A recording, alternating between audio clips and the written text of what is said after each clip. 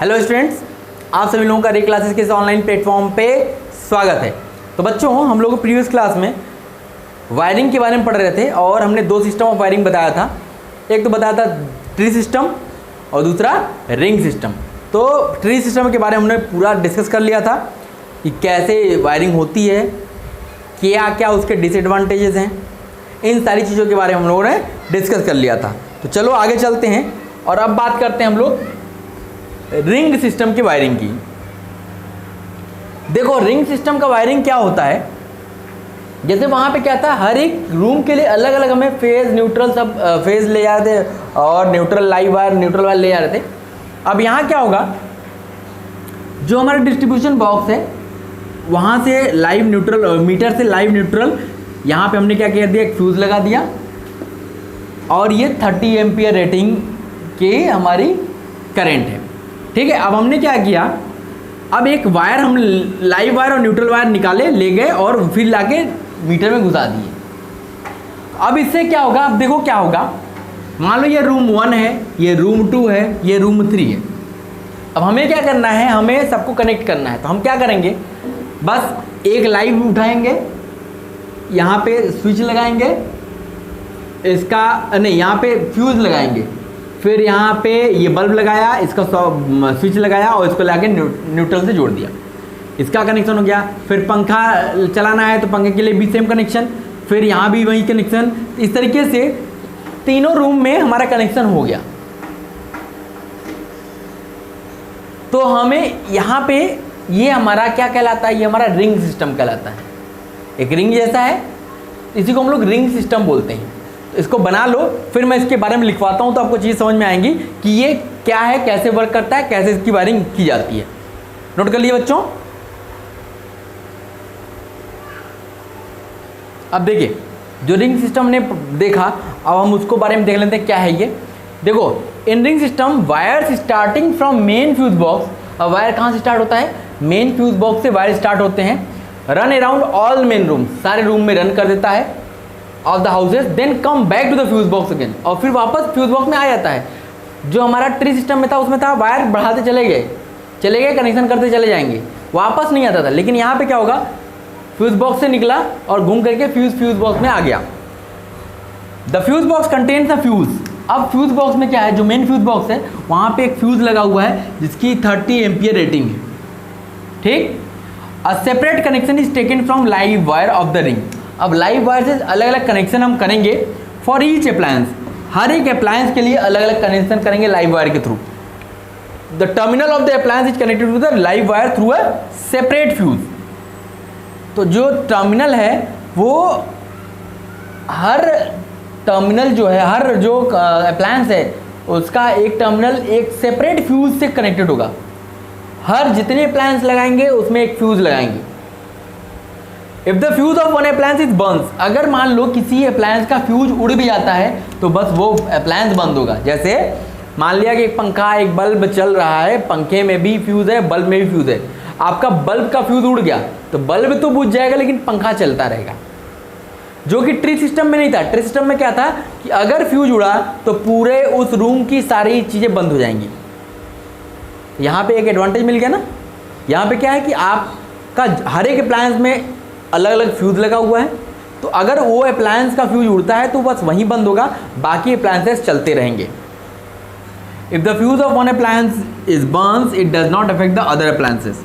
For each appliance the wire use for connection, जो अलग अलग हर अप्लायंस के लिए जो हम वायर यूज कर रहे हैं वो आपका प्रॉपर करंट कैरिंग कैपेसिटी का होना चाहिए। ऐसा नहीं होना चाहिए कि आप बहुत ज़्यादा पावर आपको चाहिए और आपने 2 रुपये मीटर वाली वायर लगा दी, तो क्या होगा, भ्रष्ट हो जाएगी वायर, क्या होती है, बर्स्ट हो जाती है।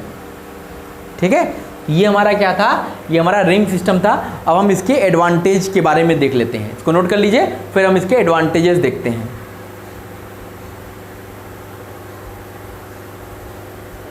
देखिए, हम बात करते हैं कि advantages of ring system. Ring system के क्या एडवांटेजेस हैं।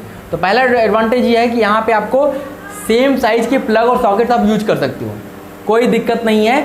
लेकिन बस यही होना चाहिए कि जिस अप्लायंस के लिए वो यूज कर रहे हो उसकी रेटिंग के हिसाब से उसका यूज होना चाहिए और हर अप्लायंस के लिए एक अलग फ्यूज लगा होना चाहिए आपके लिए, अलग अलग फ्यूज लगेगा आपके लिए, ठीक है।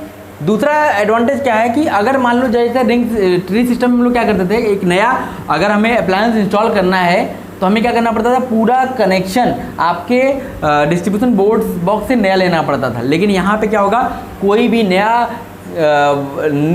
लाइन लेने की जरूरत नहीं पड़ेगी, आपको उसी से आप कनेक्शन कर सकते हो, ठीक है। ये हमारे क्या थे, एडवांटेजेस थे, इसको नोट कर लीजिए बच्चों। फिर हम आगे चलते हैं और कुछ और चीज़ें हम लोग पढ़ते हैं। देखिए हम बात करते हैं कि हमने देख लिया कि जो हमारा ट्री सिस्टम था उसके क्या, रिंग सिस्टम था उसके क्या एडवांटेजेस थे, ये हमने देख लिया। हम बात करते हैं डोमेस्टिक हीटिंग अप्लायंसेस की। आपके घरों में हीट करने के लिए कौन कौन से अप्लायंसेस यूज किए जाते हैं। जैसे यहाँ पे जो अप्लायंसेस यूज होते हैं, जैसे आपके घरों में क्या यूज होता है, जैसे आयरन यूज होता है, हीटर यूज होता है, गीजर्स यूज होते हैं, रेडिएटर्स यूज होते हैं,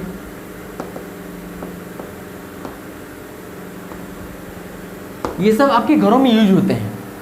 तो देखो क्या होता है, ये जो इलेक्ट्रिकल अप्लायंसेस होते हैं इसमें जो वायर होता है वो नॉर्मल वायर तो होता नहीं है, क्योंकि जो हीटर में जो वायर होता है वो क्या होता है, आप लाइट ऑन करते हो, वो हीटर का वायर धीरे धीरे लाल हो जाता है और वो जलने लगता है, जलने नहीं लगता मतलब वो लाल होकर के हीट जनरेट करने लगता है, एकदम रेड हॉट हो जाता है और उससे हीट निकलती है, उससे आप क्या करते हो, खाना बनाते हो। तो आखिर वो कौन सा वायर है, तो वो एक ऐसा वायर होता है, the most widely used material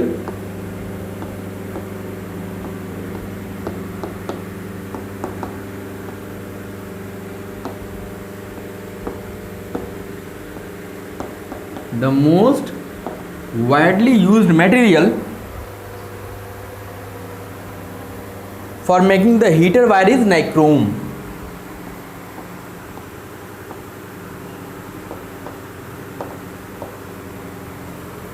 For making the heater wire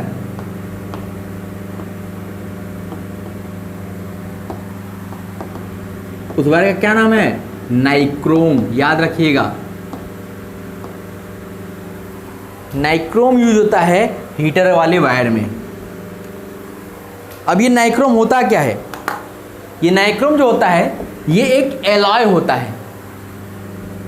nichrome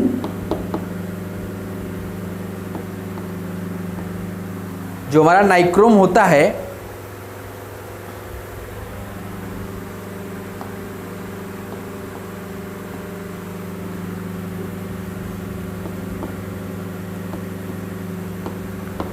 is a alloy. ये क्या होता है, एक एलॉय होता है। किसका एलॉय होता है, ऑफ निकल एंड क्रोमियम, निकल एंड क्रोमियम। इनका क्या होता है, एक मिक्स करके बनता है और वो एक एलॉय होता है, ठीक है। In the ratio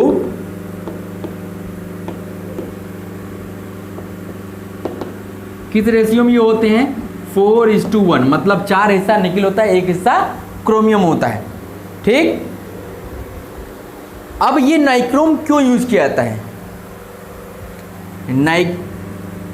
nichrome is chosen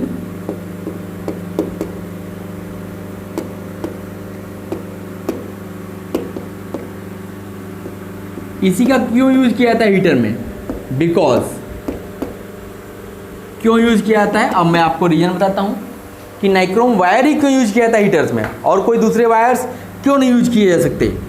देखो ये एक एलॉय है, तो इसकी वजह से क्या होता है, जो नाइक्रोम वायर होता है इट हैज हाई रेजिस्टिविटी। इसकी रेजिस्टिविटी क्या होती है, हाई होती है। It has high resistivity.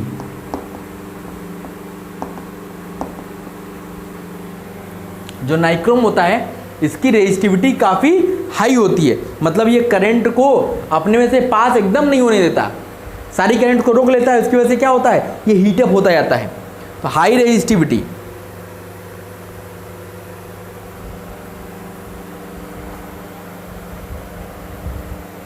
तो इसका मतलब है अगर एक नाइक्रोम वायर का आपने नाइक्रोम वायर लिया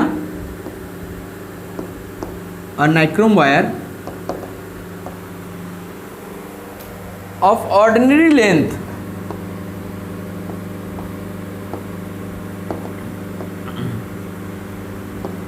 एक ऑर्डिनरी लेंथ का आपने वायर लिया,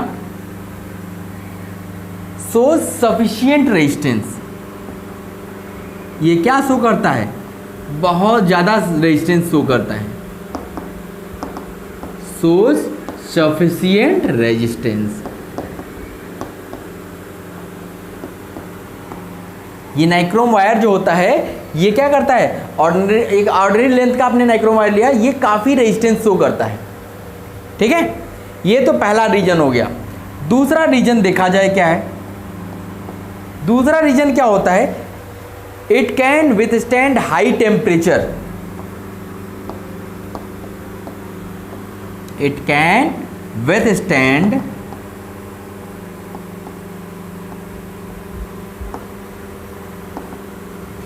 हाई टेम्परेचर, ये काफी टेम्परेचर ले सकता है विदाउट ऑक्सीडेशन, बिना ऑक्सीडेशन हुए,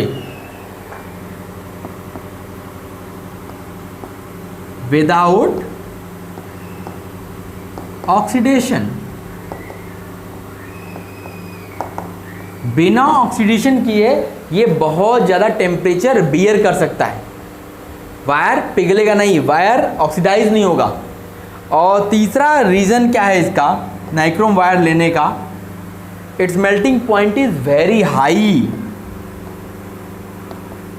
इट्स मेल्टिंग पॉइंट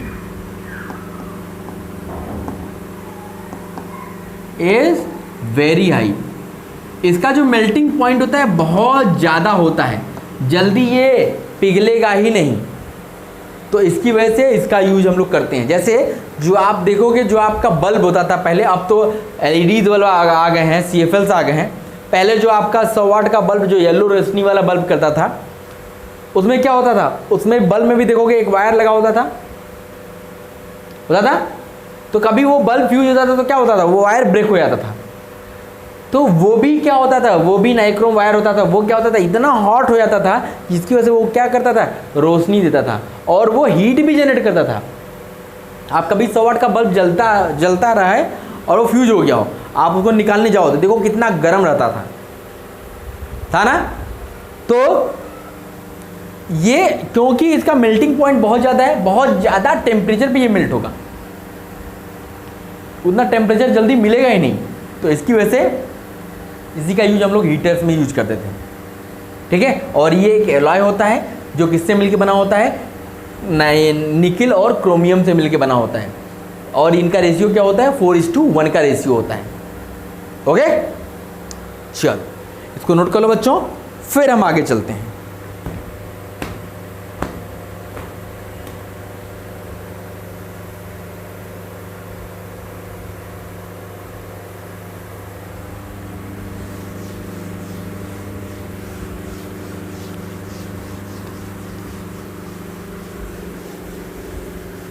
अब देखो एक चीज़ मैं आपसे और बात कर लेता हूँ, जैसे जब हम लोग इलेक्ट्रिसिटी के बारे में पढ़ ही रहे हैं, तो क्या होता है कि जैसे जो भी आपके घर में वायरिंग आई है, वायर्स आए हैं, वायर के ऊपर क्या होता है, इंसुलेटर्स होते हैं, वायर के ऊपर एक कैप प्लास्टिक की कैप लगी होती है ना।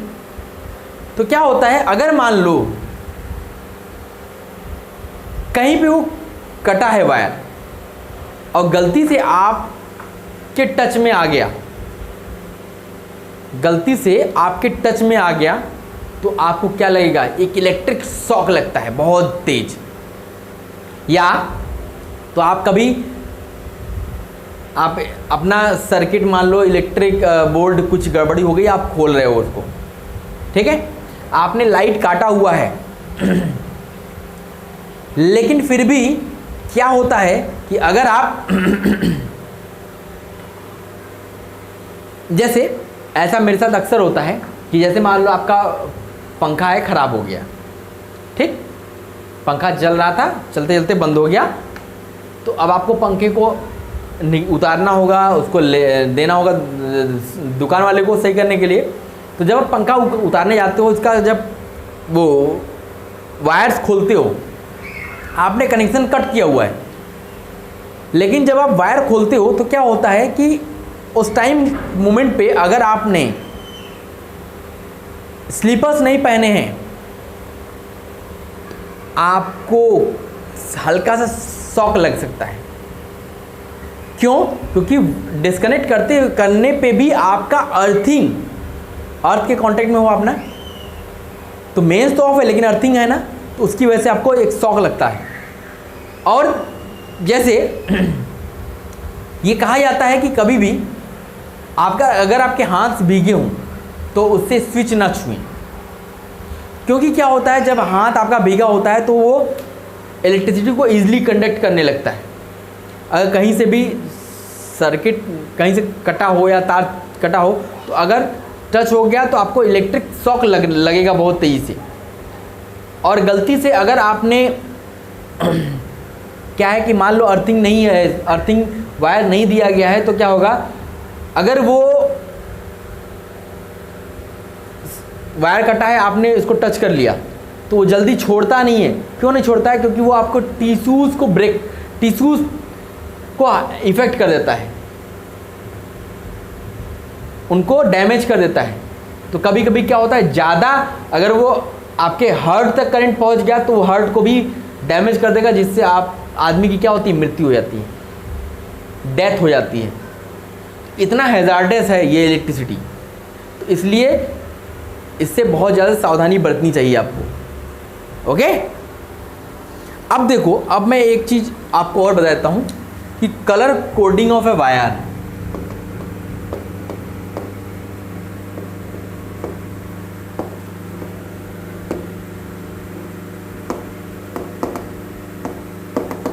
हम बात कर लेते हैं कलर कोडिंग, वायर के कलर कोडिंग की। जो वायर है हमारे पास उसके कलर्स कैसे होते हैं, देखो, electrical appliances is provided with 3 core flexible cables. Electrical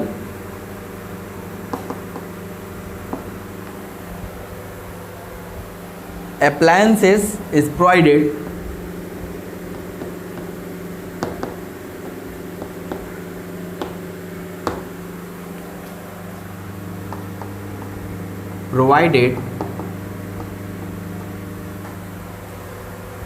with a 3-core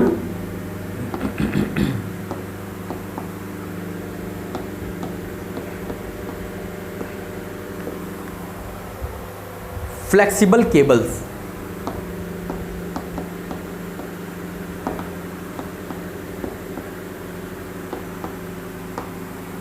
कोई भी इलेक्ट्रिकल अप्लायंसेस होता है उसमें 3 कोर की फ्लेक्सिबल केबल्स रहती हैं।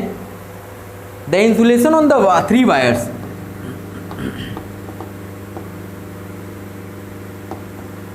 जो इंसुलेशन किया जाता है उसके ऊपर जो प्लास्टिक की कैप लगाई जाती है, इंसुलेशन ऑन द 3 वायर्स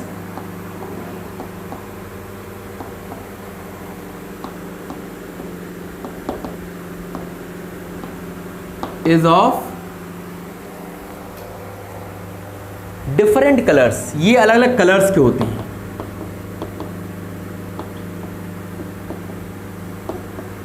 जैसे कोई भी आप इलेक्ट्रिकल अप्लायंस खरीद के लाते हो, पंखा लाओगे उसमें भी 2 वायर निकला होगा, वो 2 वायर अलग अलग कलर के होते हैं। जैसे कूलर ले आते हो या रेफ्रिजरेटर ले आते हो तो उसमें 3 वायर होते हैं, तीनों अलग अलग कलर के होते हैं। जितने भी इलेक्ट्रिकल अप्लायंसेस आप ले आओगे सब में अगर वायर है तो वायर अलग अलग कलर्स का होता है। तो अब वो उन कलर्स की बात करते हैं। पहले जो होता था द ओल्ड कन्वेंशन,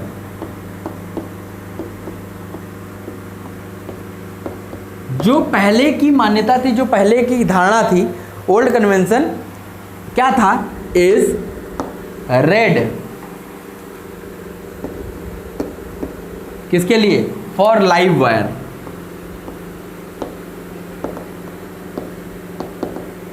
जो रेड कलर की वायर होती थी वो बताती कि लाइव है। ब्लैक, ये क्या बताता था? For neutral wire.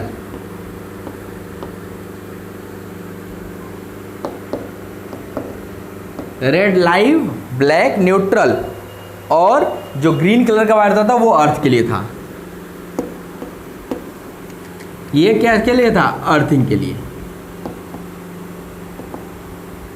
ये पहले ऐसा होता था, लेकिन अब जो आता है द न्यू इंटरनेशनल कन्वेंशन, अब जो है ये इंटरनेशनल कन्वेंशन जो है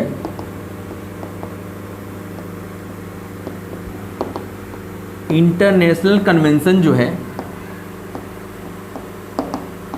अब जो इंटरनेशनल कन्वेंशन जो आया है इसमें क्या है? Is brown for live wire. अब ब्राउन किसके लिए आता है? लाइव वायर के लिए brown colour, for live wire.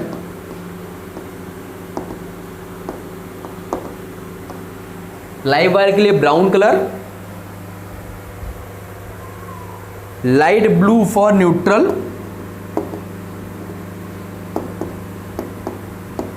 Light blue किसके लिए? न्यूट्रल के लिए,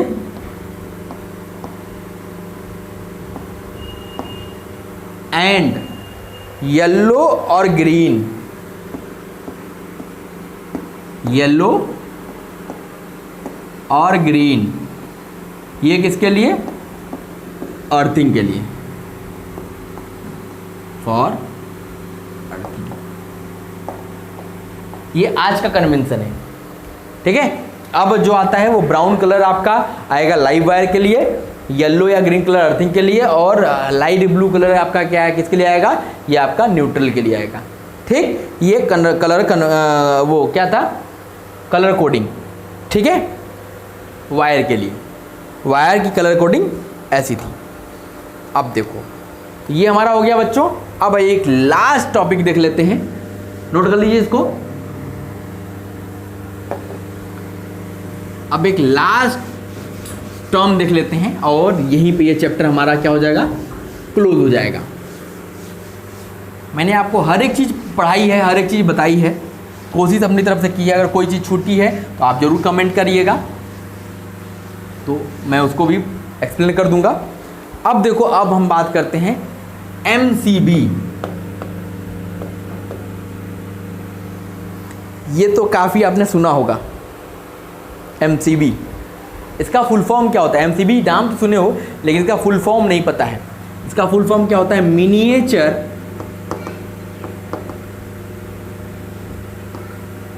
circuit breaker.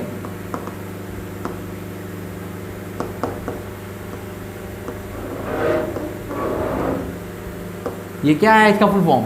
Miniature circuit breaker. मतलब अब फ्यूज नहीं यूज होता है, अब फ्यूज नहीं यूज होते हैं, अब ये MCB यूज होती है। तो MCB यूज आने से क्या फ़ायदा हुआ कि जब भी कहीं इलेक्ट्रिकल फ्लक्चुएशंस होते हैं तो आपकी MCB गिर जाती है। बस ये ऊपर से नीचे गिर जाती है, फिर आप जाते हो, आप क्या करते हो? उसको ऊपर उठाते हो तो लाइट आ जाती है। तो पहले फ्यूज उड़ता था तो फ्यूज को निकालना होता था, उसको वायर जोड़ना पड़ता था, फिर लगाते थे, इतना तामझाम होता था। तो अब क्या हो गया? अब MCB आ गया, मिनिएचर सर्किट ब्रेकर। ये सर्किट को क्या करता है? ब्रेक कर देता है। तो अब हम इसके बारे में देख लेते हैं क्या होता है। ये क्या होता है? MCB is also used instead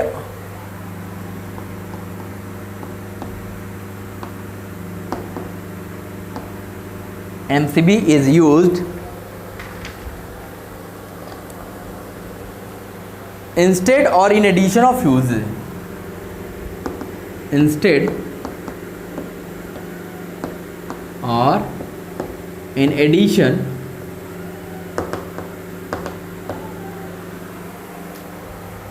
of fuses. या तो फ्यूज की जगह पे यूज किया जाता है या फ्यूज के साथ यूज किया जाता है MCB को in the house hold electrical circuit.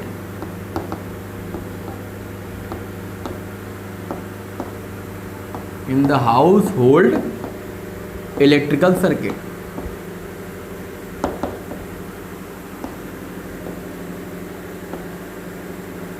In the house hold electrical circuits, electrical circuits में इसका यूज किया जाता है।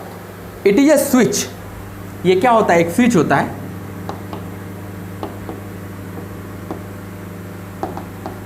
It is a switch that automatically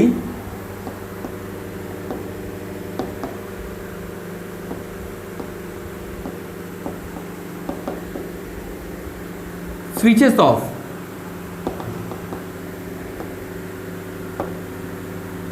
that automatically switches off a circuit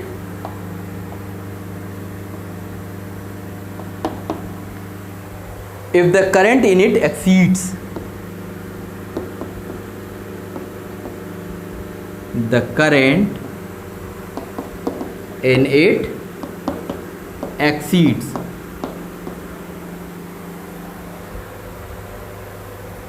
the specified maximum limit,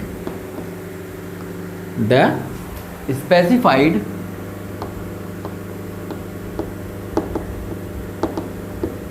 maximum limit।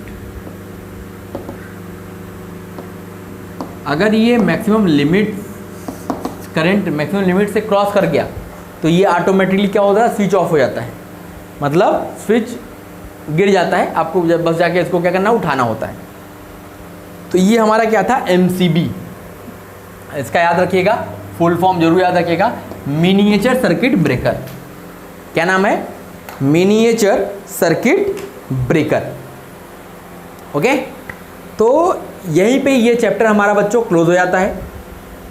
उम्मीद है कि आपको चीज़ें समझ में आई होंगी। मैंने एक तरफ से सारी चीज़ें बता दी, और अब क्या होगा, अगले 1-2 लेक्चर्स, 3 लेक्चर्स, जितने भी लेक्चर्स लगें, अब अगले 2-3 लेक्चर्स में हम लोग क्या करेंगे, NCERT के जो अनसॉल्व्ड क्वेश्चंस होते हैं उन सारे क्वेश्चंस को हम डिस्कस करेंगे। जिससे क्या होता है, अब देखो क्या होता है, आप कोई भी क्वेश्चन आप उठाओगे, अब मैं आपको क्वेश्चन बैंक दूंगा। अभी तक मैंने आपको कोई भी क्वेश्चन बैंक नहीं, कोई DP नहीं दी थी, अब मैं आपको क्वेश्चन बैंक दूंगा ताकि अब आप अपनी प्रैक्टिस कर सको। जितना क्वेश्चन आप लगा सकते हो लगाओ।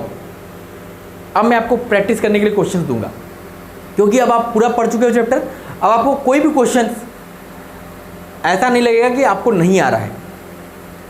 कोशिश करना है, आपको लगाना है, लगाओगे तभी तो चीज़ समझ में आएगी। तो अब आप क्या करना है कि अब आपको लगाना है। और सबसे बड़ी चीज़ है कि अब आपको जब ये चैप्टर कंप्लीट हो गया, तो अब आपको क्या करना है, NCERT को एक बार पूरा कंप्लीट रीडिंग लगानी है, पूरा कंप्लीट पढ़ना है, line by line, word by word, with underlining the words with the pencils. आप पेंसिल से अंडरलाइन करते जाओ NCERT बुक को, एक एक लाइन, एक एक वर्ड पढ़ते जाओ। और जो भी क्वेश्चंस आ रहा है, अगर कहीं पे वाई देता है तो उसका आंसर खुद से ढूंढने की कोशिश करो। जो भी एक्टिविटीज़ दी गई उसको एक बार ज़रूर देखो, ठीक है। इससे क्या होता है, इससे इन सब चीज़ों को करने से क्या होता है, आपकी प्रैक्टिस हो जाती है, किताब पढ़ने की आदत लग जाती है। अदरवाइज़ आप क्या करोगे, कितना भी नोट्स हम लिखवा दें, बनवा दें, वो काम नहीं देने वाला। जो आप खुद से करोगे वहीं आपके लिए काम देने वाला है। तो बच्चों आपको खुद से करना है। अब आपको क्या करना है, NCERT के जो भी इंटेक्स क्वेश्चन होते हैं, जो चैप्टर के बीच में क्वेश्चन आते हैं, उन सारे क्वेश्चन को अपने से खुद से आंसर ढूंढिए। और अब हम NCERT के जो अनसॉल्व्ड क्वेश्चन उसको हम डिस्कस यहाँ करा देते हैं। तो जिससे अब क्या होगा, अब देखो पूरी चैप्टर पढ़ चुके हैं, अब कोई भी क्वेश्चन आएगा तो अब थोड़ा सा हमारा दिमाग चलने लगेगा। हमारा दिमाग इतना सोचने के काबिल हो गया है कि अब हम क्वेश्चंस को सोच सकते हैं, क्योंकि अब कोई भी चीज़ बची नहीं है। अब हम लोग अच्छे अच्छे क्वेश्चंस लगाएंगे। आपको हम क्वेश्चन बैंक प्रोवाइड करते हैं, जितना आप लगा सकते हो लगाओ, ठीक है। इससे क्या होगा, आपकी प्रैक्टिस बढ़ेगी। और 2 से 3 लेक्चर के बाद हम लोग अगला चैप्टर स्टार्ट करेंगे, magnetic effect of electric current, ठीक है। तो उम्मीद करता हूँ कि बच्चों की ये चैप्टर आप लोगों को समझ में आया होगा। कोशिश तो हमारी यही है कि आपको समझ में आया हो। अगर नहीं भी आया है तो आपको क्या करना है, जो भी चीज़ नहीं समझ में आई है उसको उस लेक्चर का वीडियो फिर से देखिए, समझने की कोशिश कीजिए। अगर फिर भी नहीं आता है तो आप ज़रूर हमसे कांटेक्ट कीजिए, कमेंट कीजिए, जैसे भी कर सकते हैं आप। मेरा फ़ोन नंबर आपको पता ही है, एप्लीकेशन में अवेलेबल है, आप कॉल कर सकते हो। व्हाट्सअप नंबर वही है, व्हाट्सअप कर सकते हो। एप्लीकेशन में चैट बॉक्स है, उस चैट बॉक्स में कमेंट कर सकते हो, जैसे चाहे वैसे आप यूट्यूब वीडियो के अंदर कमेंट कर सकते हो। तो आपके पास ऑप्शन ही ऑप्शन है, लेकिन अगर आप पढ़ोगे तब ना डाउट्स आएंगे। जब डाउट्स नहीं आएंगे, जब पढ़ोगे नहीं, डाउट्स कहाँ से आएंगे? तब पूछने का कोई सवाल ही नहीं होता है। क्योंकि बच्चों आप लोग का बोर्ड एग्जाम्स है, तो आप लोग को थोड़ा सा सिंसियर होना पड़ेगा, ठीक है? आपको अपना एफर्ट ज़्यादा देना पड़ेगा, ठीक? तो चलो बच्चों, आज के लिए बस इतना ही। अगली क्लास में मिलते हैं, तो हम लोग एनसीईआरटी के क्वेश्चंस को सॉल्व करेंगे। Okay, thank you.